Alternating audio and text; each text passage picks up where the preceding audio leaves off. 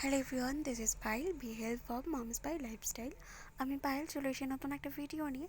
না, আজকে কোনো রান্নার ভিডিও নয় বা কোনো ব্লগ নয়।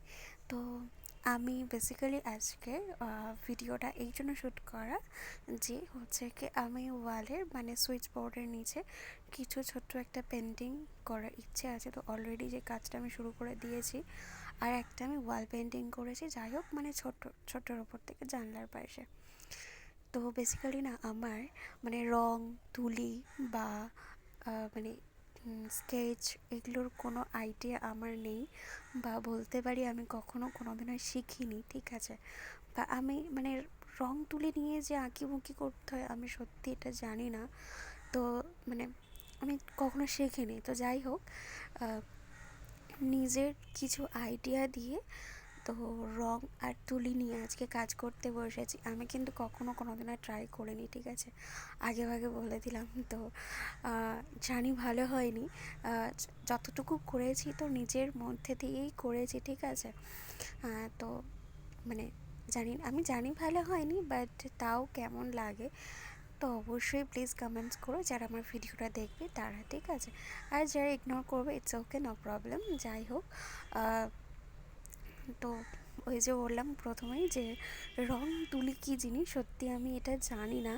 মানে আমার মনে হয় যে যে জানে না তো তার এটা নিয়ে কাজ করাটা রং আর তুলিকে অসম্মান করা হয়। বিকজ রং তুলিটা হলো এমন একটা শিল্প যেটা দিয়ে মানুষ অনেক অনেক অর্থ উপার্জন করে, বা যেটা মানে তুলিটা কীভাবে ইউজ করতে হয়, কীভাবে চালাতে হয়, তার জন্য অনেক শিখতে হয়, পড়াশোনা করতে হয়, তার জন্য অনেক অনেক অনেক দূর অবধি শিখতে হয়। তো যাই হোক, আলটিমেটলি আমি এতটুকু করতে পারলাম।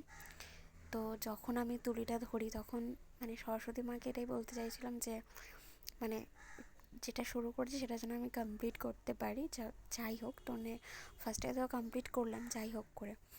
তো আমার ঘরের অবস্থাটা দেখে কি কেউ বুঝতে পারছো যে আমার ঘরের অবস্থাটা কী?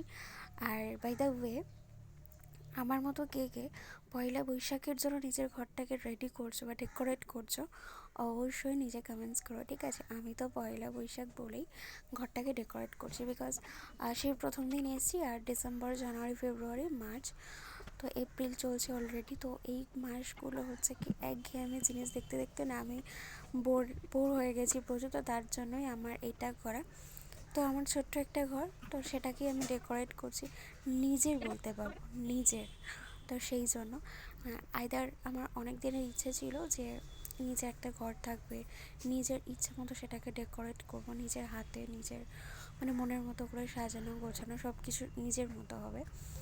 তো যাই হোক, এতটুকু অবধি পারলাম করতে যে নিজের একটা ঘর হলো।